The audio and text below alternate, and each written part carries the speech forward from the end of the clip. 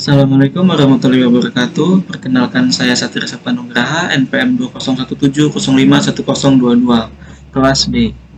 Dalam video kali ini saya akan menjelaskan tentang UAS Database Individu Take Home.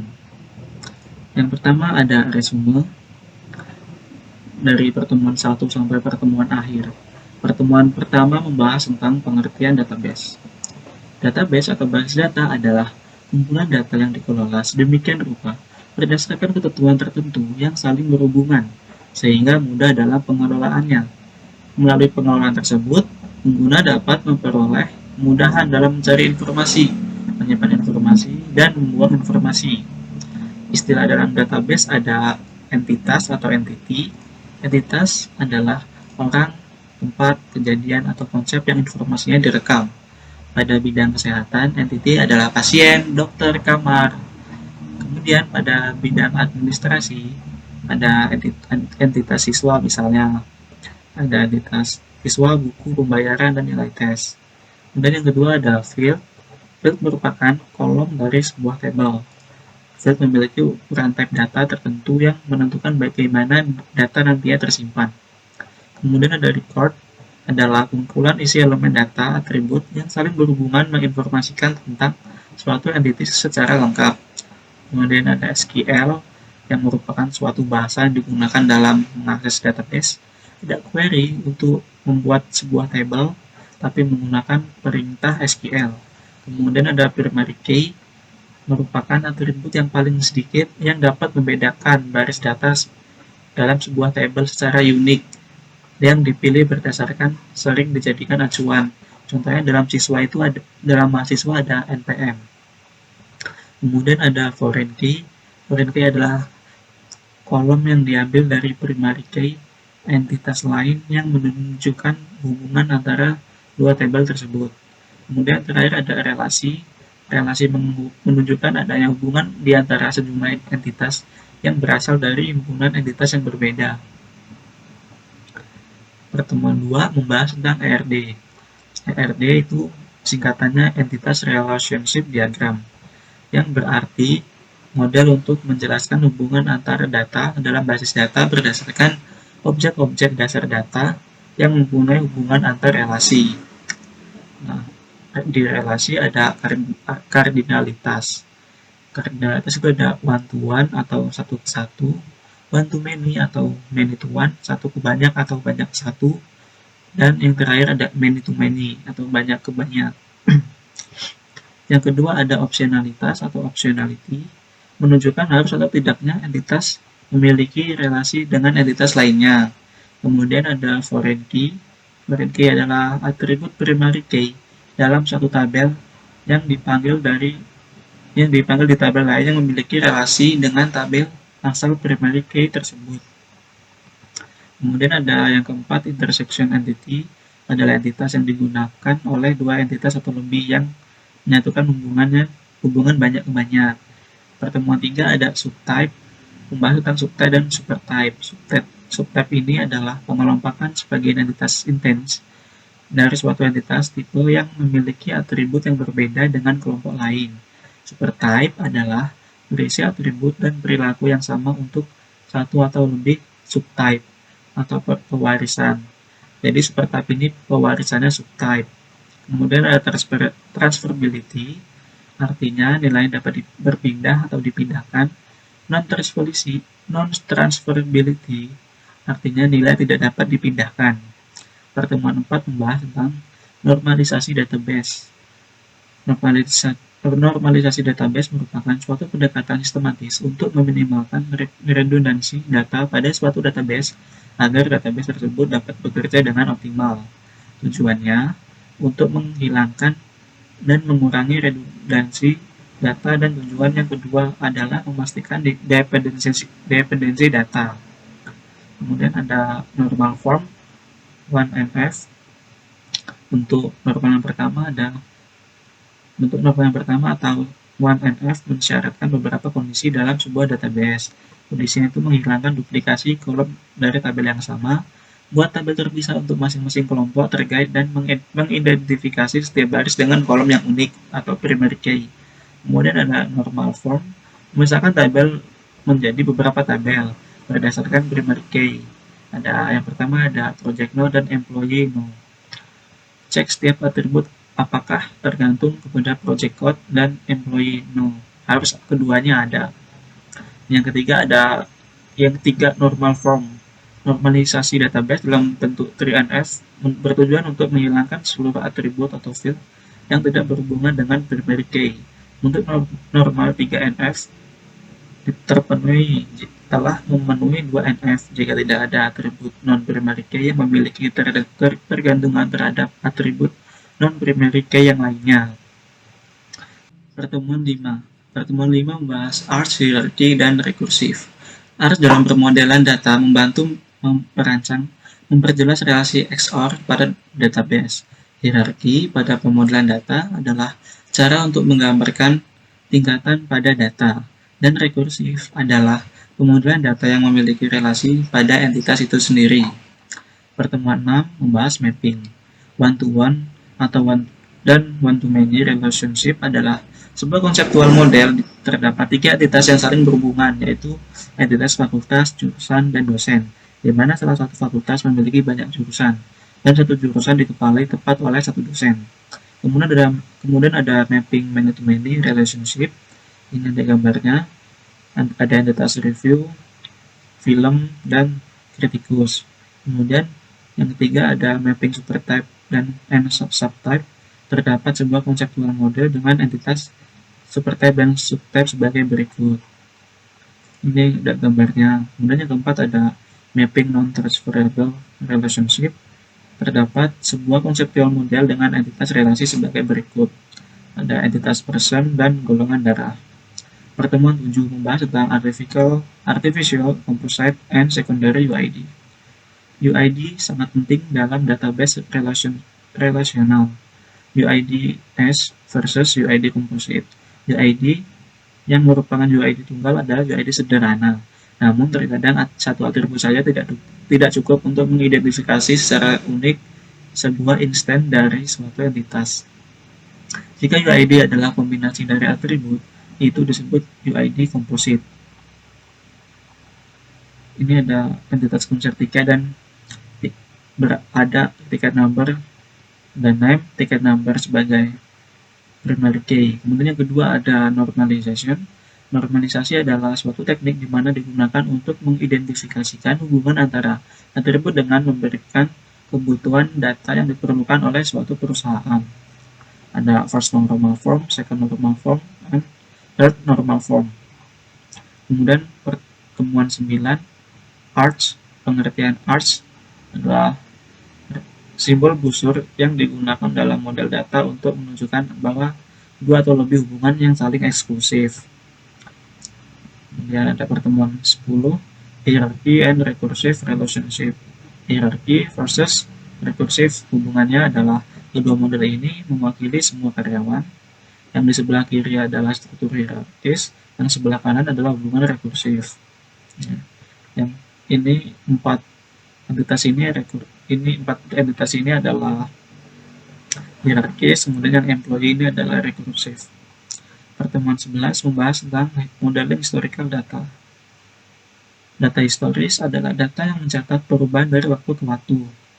Jejak audit adalah catatan perubahan data selangkah demi selangkah. Kemudian ada gambar many-to-many relationship resolved with an intersection entity. Kemudian ada modeling historical price, tracking price change. Bisnis seringkali perlu menyimpan catatan perubahan harga. Dalam model ini kami berasumsi bahwa setiap pembelian hanya terdiri dari satu produk. Harga yang dibayarkan dapat ditemukan dengan mencocokkan tanggal pembelian antara tanggal mulai dan tanggal akhir price. Pertemuan 12, Drawing Convention for Readability. Konvensi menggambar ERD besar. Semakin besar dan rumit sebuah ERD, semakin menantang untuk meletakkan potongan-potongan dalam format yang jelas dan mudah dibaca. Ada dua konvensi menggambar yang banyak digunakan, yang mendapat entitas bervolume tinggi di kiri atas halaman dan yang menempelkan entitas bervolume tinggi di kanan bawah halaman. Tidak penting konvensi mana yang Anda ikuti, tetapi pilihlah satu dan coba gunakan secara konsisten.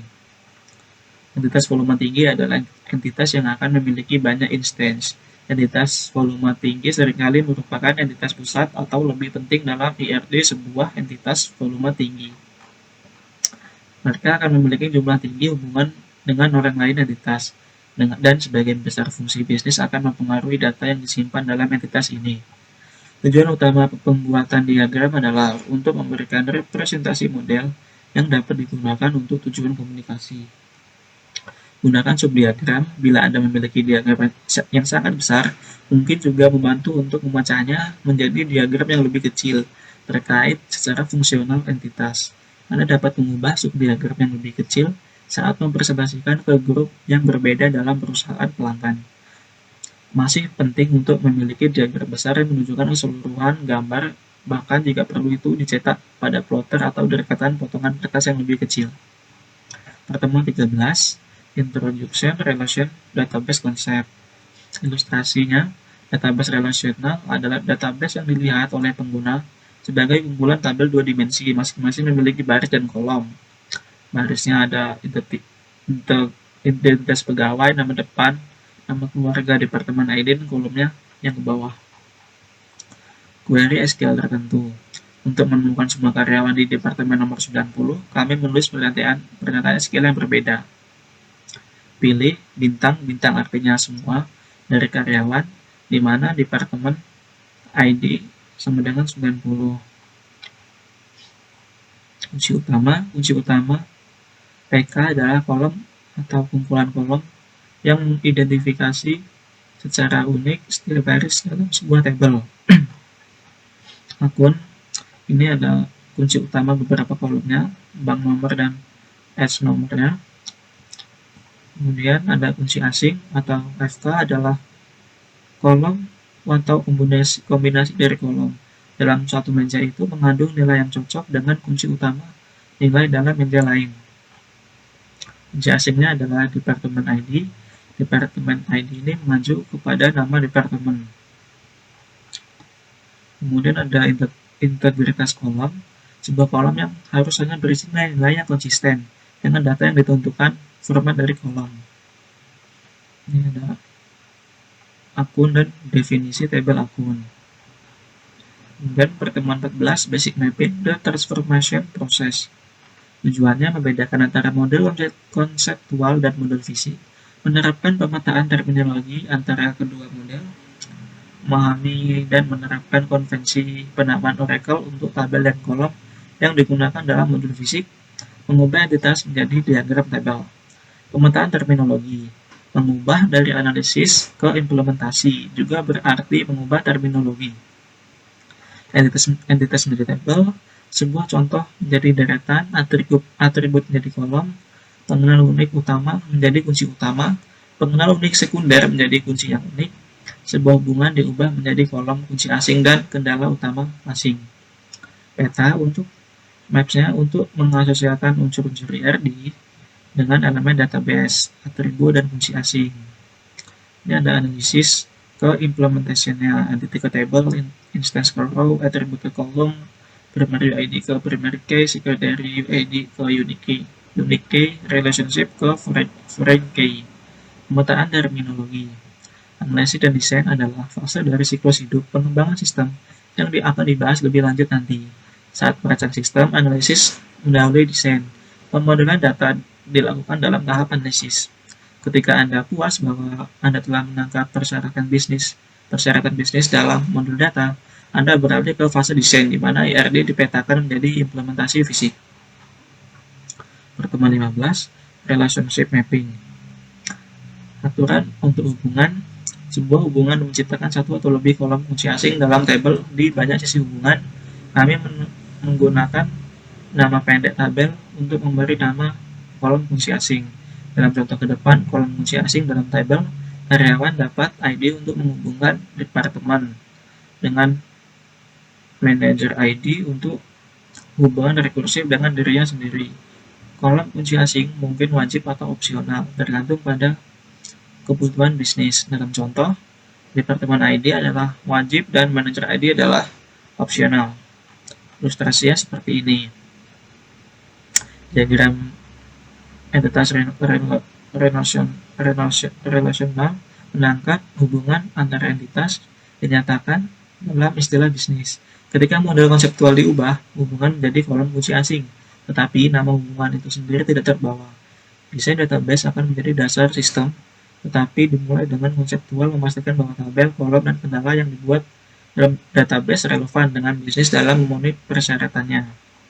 Pertemuan 16, subtype mapping.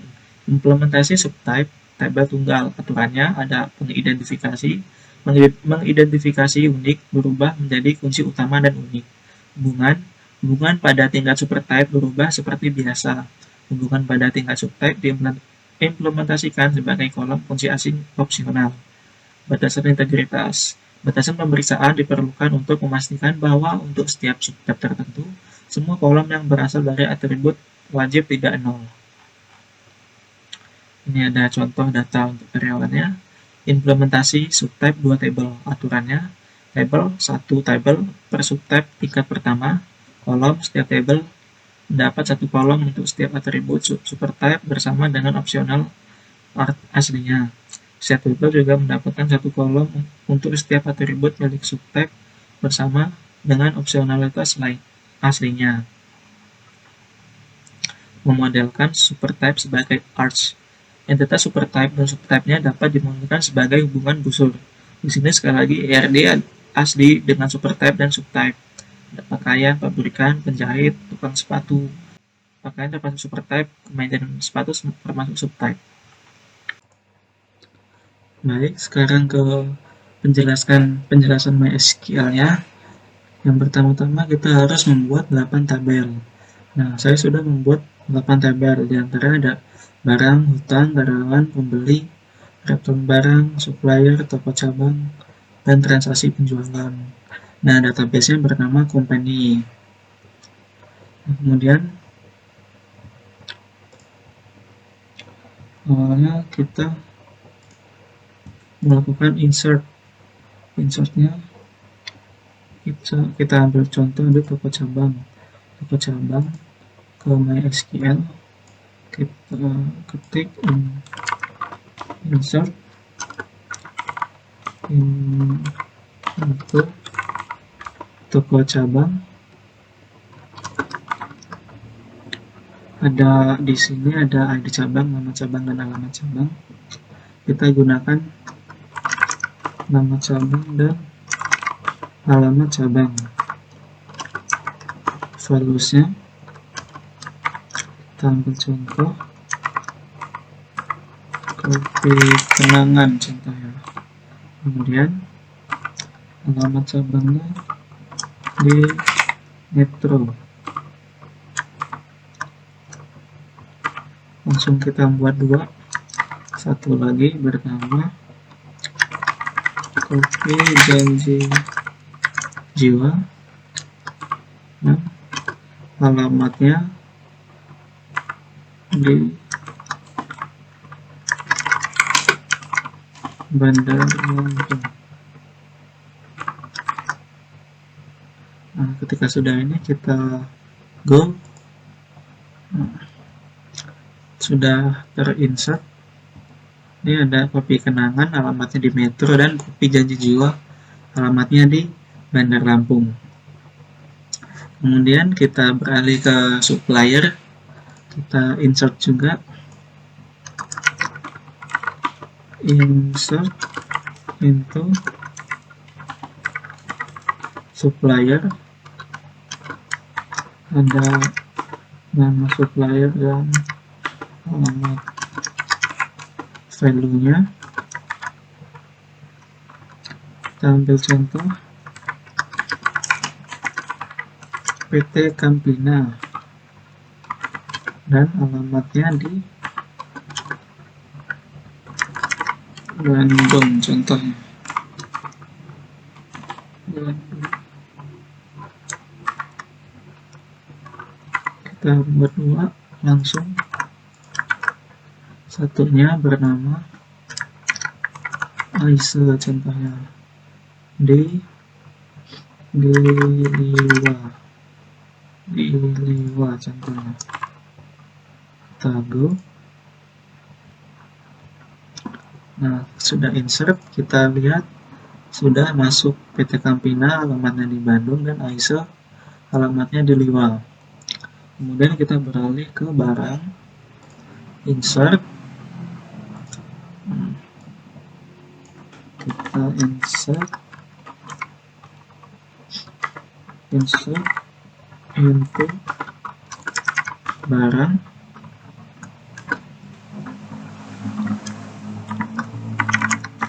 nama barang, harga barang,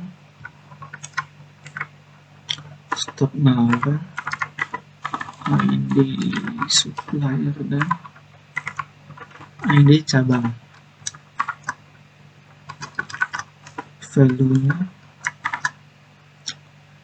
Value-nya nama barang, contohnya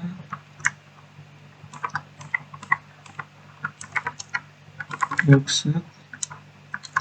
Oh, bukan, ada tanda petik karena dia varchar. Boxset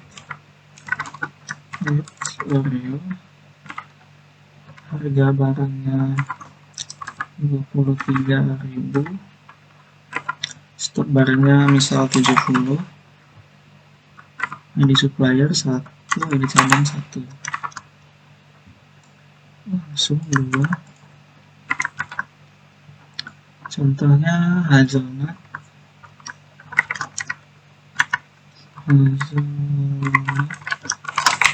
koko dengan harga 17.000, stoknya 60, ID supplier 1, dan ID cabang misalkan 2. Langsung go, sudah selesai. Kemudian ke karyawan, contohnya ke SQL, insert lagi karyawan, kemudian insert karyawan, bisa langsung ke sini, insert into karyawan, kita hapus ID karyawannya karena sudah otomatis terisi, nama karyawan, alamat, dan ID cabang. Kemudian value-nya, contoh value 1 kita hapus, value 2 Gardi, alamatnya di Tegilan contohnya, kemudian ID cabangnya 1, koma, kita buat lagi, misalkan Udin, di alamatnya di Metro, ID cabang 1, kemudian si Raga di Metro Kipang, ID suppliernya 2,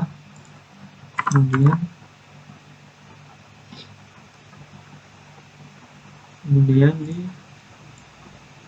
namanya Zainal, tempatnya di Metro dengan ID cabangnya 2. Kita go. Sudah masuk, sudah ke insert. Ini ada Ardi, Udin, Raga, dan Zainal. Jadi karyawannya 5, 6, 7, 8.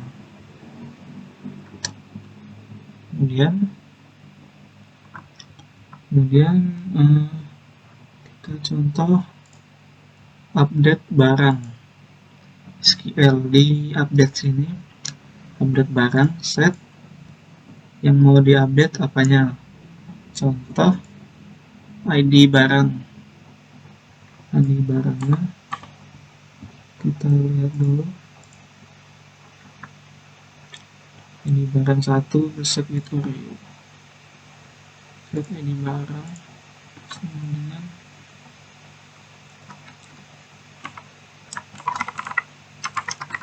set with jelly where ID ini ID barangnya kita taruh di where ID barang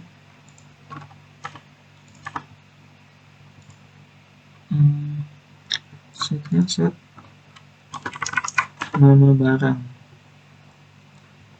set with jelly kurang tanda petik where ID barangnya 1. Kemudian ini milkshake with Oreo, jika di refresh menjadi milkshake with jelly, kan sudah diupdate. Kemudian delete, misal kita ingin mendelete si hazelnut, ini tipu hazelnut kuku, kita delete from barang where ID barang sama dengan 2 contohnya. Oke, sudah ke delete, jadi tinggal 1, tinggal milkshake with jelly. Kemudian select, jika kita ingin select bintang ini, select semua dari barang. Jika kita go, ID barangnya cuman ini. Kemudian kita ke routines, itu untuk menambahkan prosedur menggunakan routine. Yang pertama ada routine name, yang pertama ada contohnya insert barang, ini tipenya prosedur karena kita menggunakan prosedur. Contoh nama barang, di barang ini ada ID barang, nama barang, harga barang, stok barang, ID supplier, dan ID cabang. Kita ambil contoh yang nama barang. Jadi nama barang, contoh value-nya 30. Kita option ini biar ini kita langsung add aja. Ini dikosongin saja. Kemudian ada yang kedua, ada harga barang.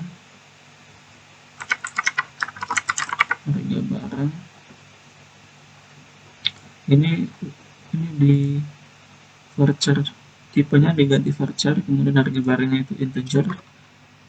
Contohnya panjangnya biarin saja, kita kosongin. Kemudian kita tambah parameter lagi, stok barang, kemudian ID supplier,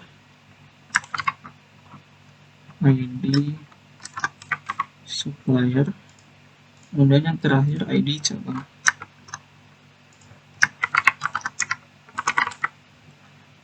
Kita definisikan dengan membuat SQL.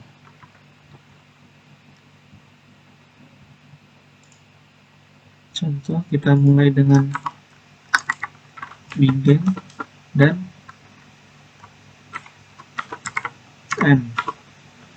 Awalnya kita isi kita insert di sini. Ini kita copy saja, insert into barang. Ini barang, ID barang yang kita tidak perlu, jadi kita hapus saja. Ini ada nama barang, harga barang, stok barang, ID supplier, dan ID cabang. Value-nya kita ganti jadi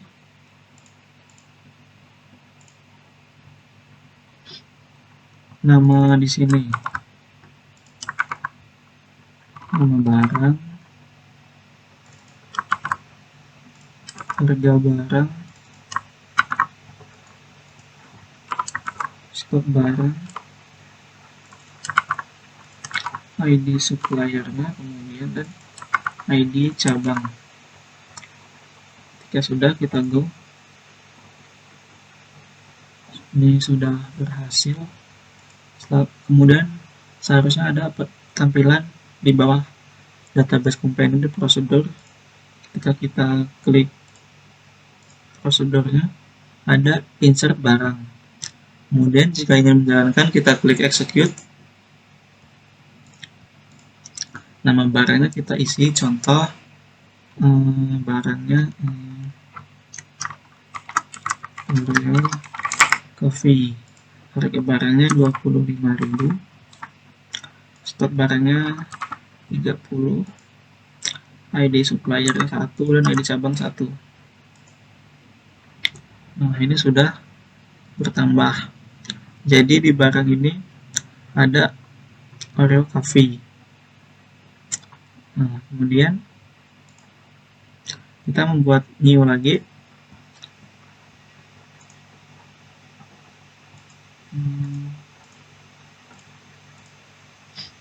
Kali ini update barang.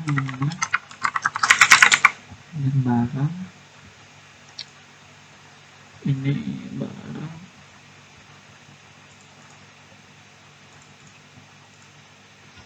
Kita tulis ID barangnya. ID barang bersifat integer. Kemudian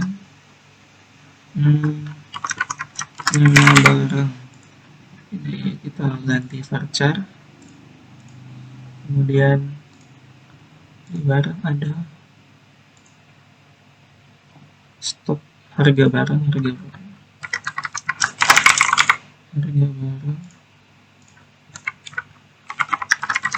dan stok barang, ID shop dan ID cabang. ID shop, ID, dan ada ID cabang.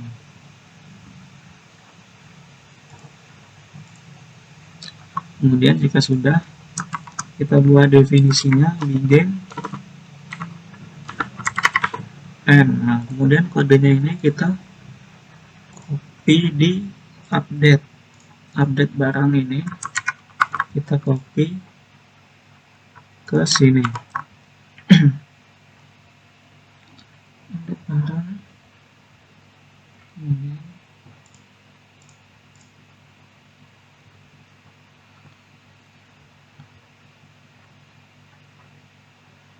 ID barang.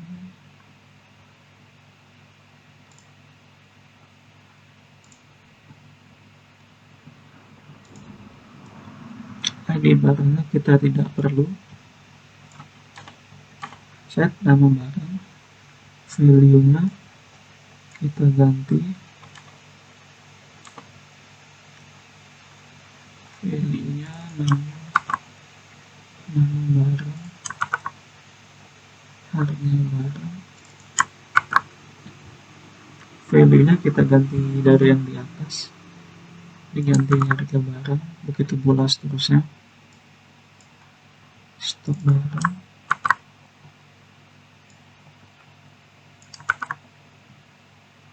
kemudian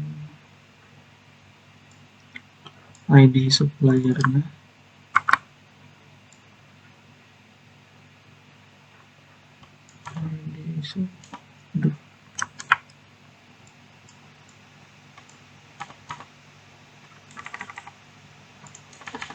ID supplier, ada ID sub dan ID cabang.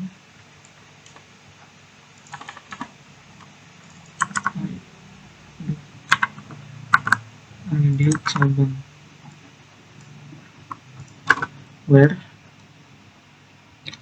where-nya satu ini menuju ke ID barang.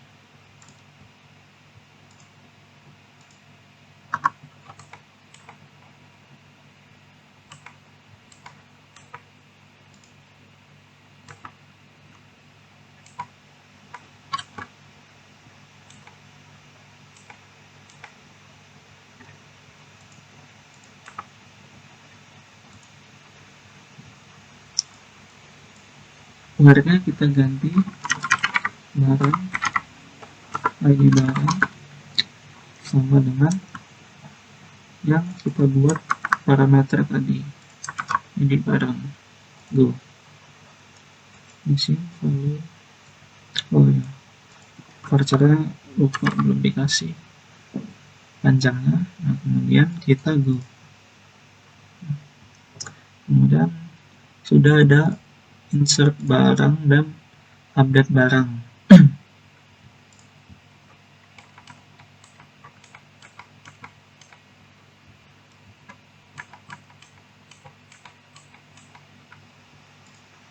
Kemudian jika ingin memanggil prosedur ini lewat SQL, kita bisa menggunakan fungsi call update barang, call update barang sama dengan ID yang ingin di update itu apa. Kita ambil contoh, ID barangnya 3,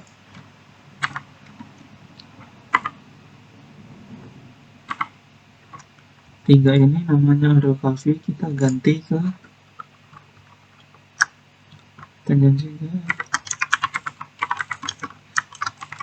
Hazelnut Coffee. Kemudian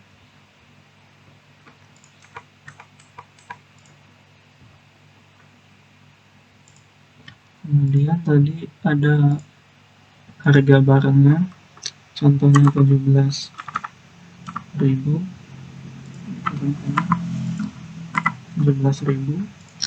stok barangnya ada 50, contohnya ada. Kemudian ID supplier 1, ID cabang 2. Kita go. Sudah, kita refresh, sudah ganti jadi Hazelnut Coffee. Kemudian kita buat new lagi, yang sekarang isinya delete barang.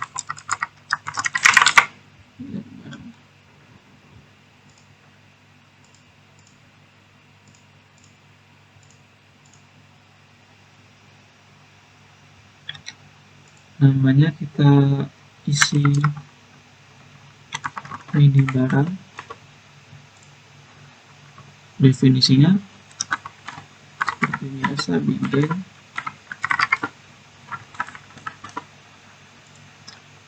Di delete barang kita bisa mengcopy delete di sini, delete from barang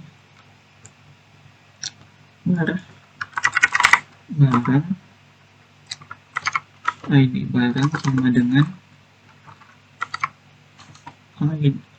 ID barang yang kita buat parameter ini. Kita go.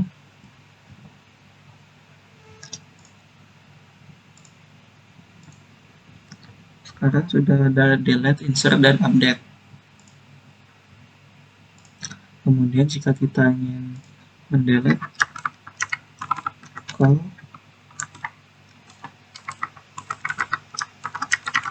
delete barang, contohnya 3. Sudah.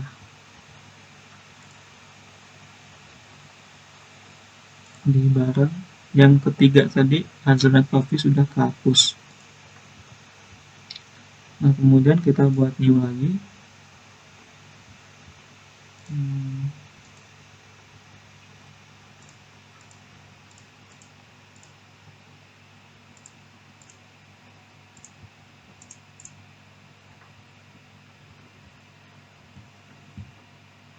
Yang terakhir kita buat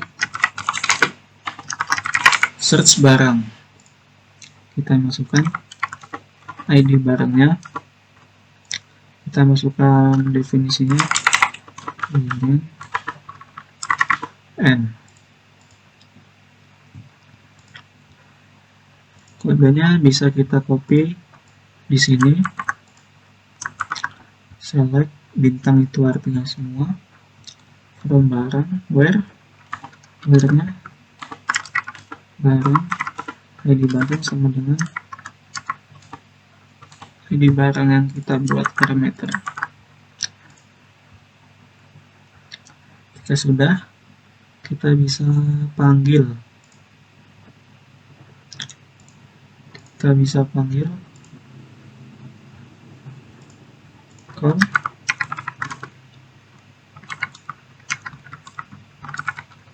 search barang 1, sudah menampilkan barang yang ID-nya adalah 1. Kemudian yang terakhir kita membuat view. Caranya ke SQL, lebih baik di sini SQL create view, misalkan namanya data karyawan S, select karyawan, menampilkan nama karyawan, terus karyawan menampilkan alamat, kemudian toko cabang menampilkan nama cabang dan toko cabang menampilkan alamat cabang. From tabelnya karyawan dan toko cabang, misalnya where, di mana karyawan dan ID cabang sama dengan toko cabang ID cabang. Kita go. Nah, view-nya sudah terbuat. Jika kita klik, ada nama karyawan, alamat, nama cabang, dan alamat cabang. Udah.